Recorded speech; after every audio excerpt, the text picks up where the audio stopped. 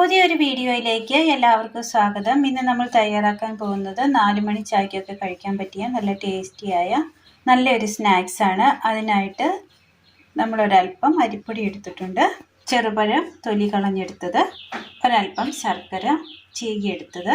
ഇനി ഇത് തയ്യാറാക്കുവാനായിട്ട് മിക്സിയുടെ ജാറിലേക്ക് നമുക്ക് ഈ ചെറുപഴം ഇട്ട് കൊടുക്കാം. ഇതൊന്ന് അടിച്ചെടുത്തുകൊണ്ട് വരാം. ചെറുപഴം നന്നായിട്ടൊന്ന് അടിച്ചെടുത്തുകൊണ്ട് വന്നിട്ടുണ്ട്. പാൻ ഒന്ന് അടുപ്പത്ത് വെച്ച് കൊടുത്ത് നമുക്ക് ഈ അരിപ്പൊടി ഇതിനകത്തേക്ക് ഇട്ട് കൊടുക്കാം. ചെറുതീയിൽ ഇതൊന്ന് വറുത്തെടുക്കാം. ഇത് ഓൾറെഡി വറുത്ത പൊടിയാണ്. ഇതൊരു ബ്രൗൺ കളറാകുന്നത് വരെ നമുക്കൊന്ന് വറുത്തെടുക്കണം.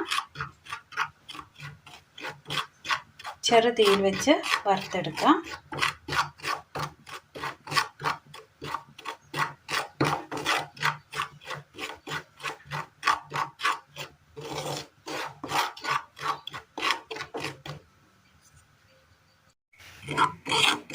ചെറിയൊരു ഗോൾഡൻ കളറായി വന്നിട്ടുണ്ട്. വീഡിയോയിൽ അങ്ങനെ കാണാത്തതാണ്. ചെറിയൊരു ഗോൾഡൻ കളറായി വന്നിട്ടുണ്ട്.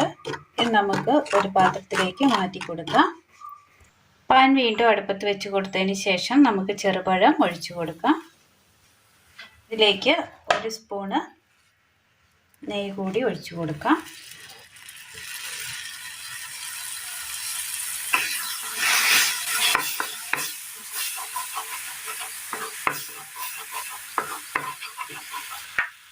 വെല്ലം,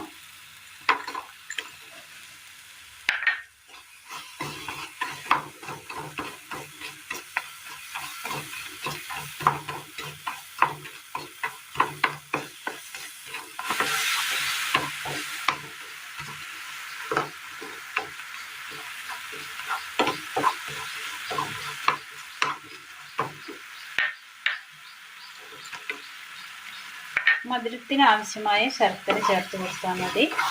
ഞാനിതിപ്പോൾ ചേർത്ത് കൊടുത്തിരിക്കുന്നത് 1 ക്യൂബാണ്.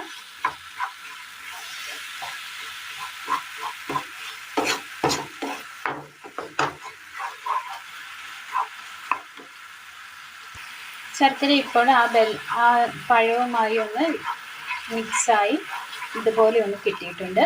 നമുക്കിതിലേക്ക് ഈ വറുത്ത് വെച്ചിരിക്കുന്ന അരിപ്പൊടി കൂടി ഇട്ട് കൊടുക്കാം.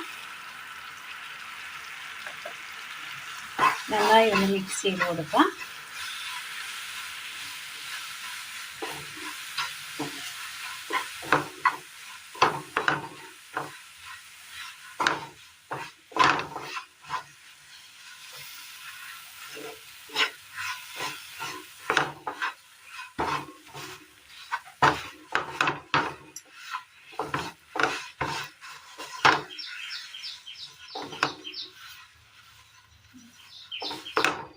യോജിപ്പിച്ചെടുക്കാം എല്ലാം കൂടി.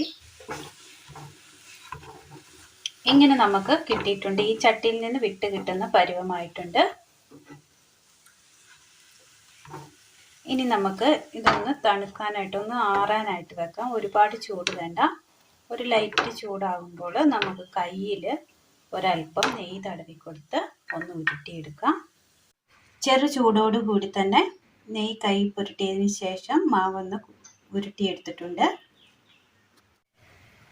അങ്ങനെ 4 മണി ചായക്കൊപ്പം കഴിക്കാൻ പറ്റിയ നല്ലൊരു പെട്ടെന്ന് തയ്യാറാക്കിയെടുക്കാൻ പറ്റിയ, ചായ അടുപ്പത്ത് വെച്ച് തന്നെ നമുക്ക് പെട്ടെന്ന് തയ്യാറാക്കിയെടുക്കാൻ പറ്റിയ നല്ലൊരു സ്വീറ്റ്സ് ആണ് ഇന്ന് നമ്മൾ തയ്യാറാക്കിയത്. സിമ്പിളായിട്ട് ചെയ്തെടുക്കാവുന്നതാണ്. നല്ല ഹെൽത്തിയായ നല്ലൊരു സ്നാക്സ്. അങ്ങനെ നല്ല ടേസ്റ്റിയായ നല്ലൊരു സ്നാക്സാണ്. നല്ല സോഫ്റ്റുമാണ്.